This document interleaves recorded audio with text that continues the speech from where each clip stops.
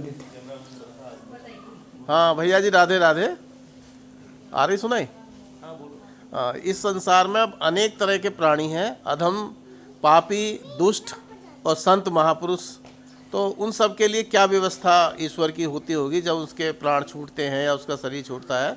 तो कौन उसको लेने के लिए आता है और कैसी उसकी स्थिति होती है उस समय, जिस समय वो मरणासन की स्थिति में होता है? और क्या क्या उसको याद आता है उस समय, कैसी कैसी उसे रील चलती है उस समय?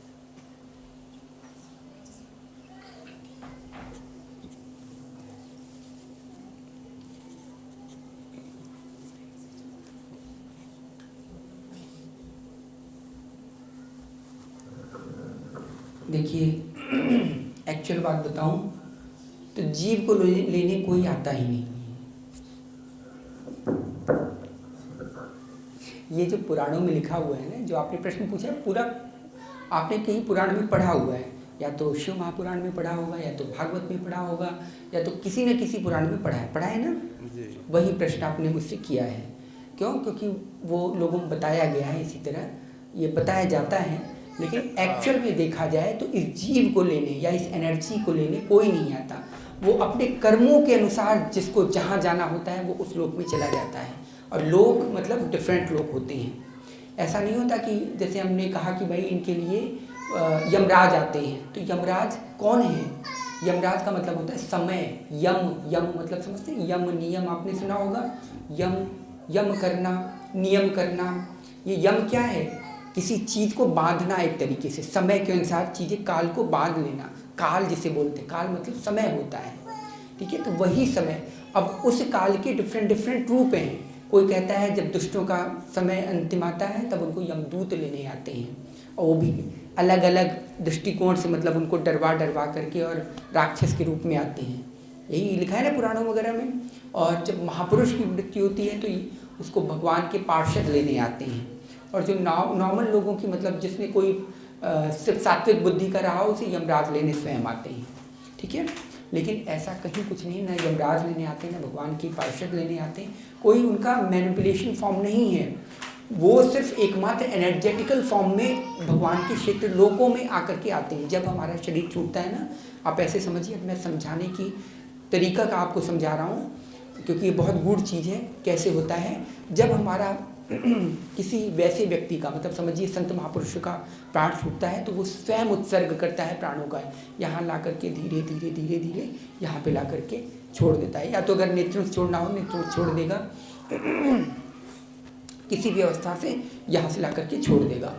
इससे छोड़ने का क्या है? जैसे ही वो यहाँ पहुँचता है, यहाँ शस्त्रार के पास इतनी ऊपर पहुँचता है, यहाँ पे उसकी एक आभा मंडल बन जाता है। आभा मंडल आपको नहीं दिखेगा, नॉर्मल पर्सन को नहीं दिखेगा, लेकिन उस आत्मा जो एनर्जी है, एनर्जी के चारों पीछे कोरोना टाइप का आ जाता है। कोरोना मतलब पृथ्वी है, पृथ्वी का गुरुत्वाकर्षण, या कोई एक, मैं आपको कोई ऐसी चीज़ दिखा रहा हूँ, चमक की चीज़, उसके आगे पीछे जितनी चीज़ चमक रही है, मतलब जो वो है, वो आभा आ जाता है, ऑरा जिसे बोलते हैं, ठीक है? वो आ जाता है। वो ऑरा किसका होता है? वही जिसे आप पार्षद बोलते हैं ना, भगवान के पार्षद आए, स्वयं भगवान के लोक से आए, तो यही पार्षद है। उस आत्मा के चारों तरफ छा जाता है, छा करके उस आत्मा को उत्कर्षण करता है। कौन से? 2 मार्ग होते हैं। पहला होता है दक्षिण मार्ग, जिसे आपने सुना होगा ना, दक्षिणायन। फिर दूसरा होता है उत्तर मार्ग, उत्तरायण। तो उत्तर मार्ग क्या है? जब हम अपनी वृत्तियों को, चंचल वृत्तियों को उत्तर दिशा की ओर, उत्तर दिशा कहाँ पे होता है? उत्तर मतलब उत्तरोत्तर प्रगति करना बोलते हैं ना, उत्तरोत्तर प्रगति करना, उत्कर्षण, इसी उत से बना है। उत मतलब उठाना, उठाना, उठाना। और दक्षिण का मतलब नीचे की ओर, पतन का मार्ग। लेकिन हम लोगों ने क्या सोच लिया? दक्षिणायन, उत्तरायण, ये वाला जो संसार में चलता है, ये वाला, कि अब मकर संक्रांति आ गई, अब अगर प्राण छोड़ोगे तो सीधे मोक्ष मिलेगा, और दक्षिणायन में प्राण छोड़ोगे तो, कितने असंख्य संतों महापुरुषों का दक्षिणायन में प्राण छूटा है, कितने असंख्य महापुरुषों का उत्तरायण में प्राण छूटा है। इससे कोई फर्क नहीं पड़ता आप प्राण कहाँ छोड़ रहे हैं, कैसे छोड़ रहे हैं। सब सारा असर पड़ता है आपके कर्मों पर, आपने कैसे कर्म किए हैं उसके अनुसार प्राण छूटता है। तो ये जो आभा आ जाती है, ये आभा मंडल, ये उस तत्व को लेकर के ऊपर की ओर बढ़ने लगता है। ऊपर मतलब उस लोक में, क्योंकि उस लोक में जाने के लिए ये जो आत्मा है ना, ये दिव्य तत्व है, और जो वो लोक है वो परम दिव्य तत्व लोक है। तो उस दिव्य लोक में, परम दिव्य तत्व लोक में जाने के लिए उसी प्रकार की चीज़ें वो लेकर के जाएगा। ऐसे समझिए, आपको जब दुबई जाना होता है तो आप क्या इंडियन करेंसी क्या करवाते हैं? कन्वर्ट करवाते हैं। ऐसे ही जब यहाँ से प्राण छूटता है, जब हमें उस लोक में जाना है, यहाँ की करेंसी कन्वर्ट होती है। उस फॉर्म को लाने के लिए आप सारा ऑरा जो है उसी प्रकार का बन जाता है, उस लोक का। इसीलिए बोलते हैं कि विष्णु लोक से वो क्या आया? रथ आया, या विष्णु लोक से ये आया, शिव लोक से उनके शिव के गण उतरे और उनको लेकर के गए। तो वो गण हमें, अब वो तो बता नहीं सकते कि वाइब्रेशन के रूप में आया, ऑरा के रूप में आया, कैसे रूप में आया, तो उनको इसी फॉर्म में मॉड्यूलेट करके आपको बताना पड़ा कि ऐसे। तो उस जब आत्मा के चारों तरफ ये आभा मंडल या जो ऑरा, उस लोक का ऑरा जो है प्रवेश कर जाता है, प्रविष्ट कर जाता है। क्यों? क्योंकि इसकी साधना किस लोक की है? गोलोक की है। या किस लोक की है? शिवलोक की है। शिवलोक क्या है? लोक मतलब आनंद के स्तर हैं।